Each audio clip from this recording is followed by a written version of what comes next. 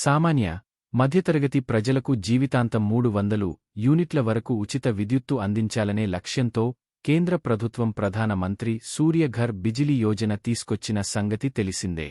ఈ స్కీంపై జూలై 23వ తేదీ మంగళవారం రోజున పార్లమెంటులో ప్రవేశపెట్టిన వార్షిక బడ్జెట్లో కేంద్ర ఆర్థిక మంత్రి నిర్మలా సీతారామన్ కీలక ప్రకటన చేశారు.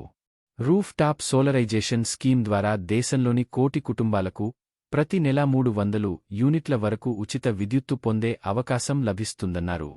ఈ స్కీమ్ ద్వారా ఉచితంగా విద్యుత్తును వాడుకోవడంతో పాటు మిగులు కరెంటును డిస్కమ్లకు విక్రయించడం ద్వారా అదనపు ఆదాయాన్ని పొందవచ్చన్నారు. మధ్యంతర బడ్జెట్లో చేసిన ప్రకటనకు కొనసాగింపుగా పీఎం సూర్య ఘర్ ముఫ్త్ బిజిలీ యోజన పథకాన్ని ప్రకటిస్తున్నాం. దీని ద్వారా 1 కోటి గృహాలకు నెలకు 300 యూనిట్ల వరకు ఉచితంగా విద్యుత్తు పొందే అవకాశం లభిస్తుంది.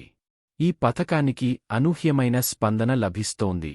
ఇప్పటికే 1.28 కోట్ల రిజిస్ట్రేషన్లు పూర్తయ్యాయి. ముందు మరిన్ని కుటుంబాలకు ఈ పథకాన్ని విస్తరించాలని కేంద్రం భావిస్తోంది అని ఆర్థిక మంత్రి నిర్మలా సీతారామన్ తెలిపారు. తొలుత రూఫ్ టాప్ సోలరైజేషన్ పేరుతో ఈ పథకాన్ని ప్రకటించిన కేంద్రం దానిని తర్వాత ప్రధాన మంత్రి సూర్య ఘర్ ముఫ్త్ బిజిలీ యోజనగా మార్చింది. సౌర విద్యుత్తు వినియోగాన్ని విస్తరించి మధ్యతరగతి ప్రజలపై విద్యుత్తు ఛార్జీల భారాన్ని తగ్గించాలని ఈ స్కీమ్ తీసుకొచ్చినట్లు కేంద్రం ప్రకటించింది. మధ్యంతర బడ్జెట్కు ముందే ఈ పథకానికి రూ. 75,000 కోట్లు కేటాయిస్తున్నట్లు ప్రధాన మంత్రి నరేంద్ర మోదీ ప్రకటించిన సంగతి తెలిసిందే. ఇలా అప్లై చేసుకోండి. ముందుగా ఏఖయోష్ వెబ్సైట్లోకి వెళ్లాలి. మొదటగా తమ వివరాలతో రిజిస్టర్ చేసుకోవాలి. ఆ తర్వాత మీ రాష్ట్రం పేరు, విద్యుత్తు సరఫరా చేసే కంపెనీ ఎంచుకుని మీ connection number, mobile number, email ఇవ్వాలి. రిజిస్ట్రేషన్ పూర్తయితే మీ వినియోగదారు నంబర్, మొబైల్ నంబర్తో లాగిన్ కావాలి. అందులో roof top solar power application కనిపిస్తుంది. పూర్తి వివరాలు దరఖాస్తులో నింపి సమర్పించాలి. ఆ తర్వాత డిస్కమ్ అనుమతుల కోసం వేచి ఉండాలి.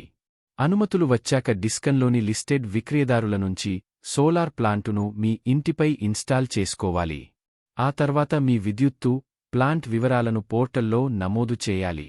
ఆ తర్వాత నెట్మీటర్ కోసం అప్లై చేయాలి. నెట్మీటర్ ఇన్స్టాల్ చేసిన తర్వాత డిస్కమ్ అధికారులు తనిఖీ చేస్తారు. తనిఖీలు పూర్తయిన తర్వాత కమిషనింగ్ సర్టిఫికేట్ జారీ చేస్తారు. ఈ సర్టిఫికేట్ వచ్చాక మీ బ్యాంక్ అకౌంట్ వివరాలు, క్యాన్సిల్ చేసిన చెక్ పోర్టల్లో ఇవ్వాలి. ఆ తర్వాత 30 రోజులలోగా సబ్సిడీ డబ్బులు అకౌంట్లో జమ అవుతాయి.